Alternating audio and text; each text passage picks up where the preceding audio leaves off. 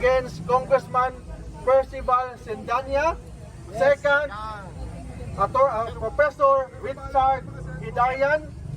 At yung best friend, yung best friend ni Atty. Topacio, si Secretary Larry Gadon.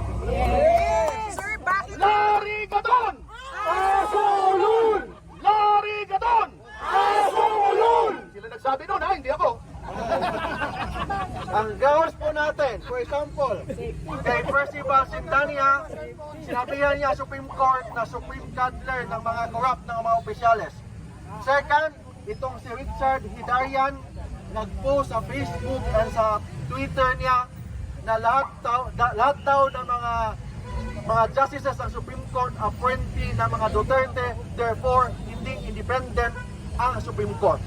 Bilang abogado, as an officer of the court, we have the obligation to defend the integrity and the independence of the highest court of the land. Yes! Yes! Bakit? Kasi kung wala ng credibility ang Supreme Court, wala ng matirang justisya sa Pilipinas. That's why, as lawyers and as a Filipino, we have the obligation to defend the independence and the impartiality of the Philippine Supreme Court. Yun ang gagawin po natin ngayon. After this, pupunta na ako sa loob, mag-file na po tayo ng petition to declare those three individuals for indirect contempt. Thank you.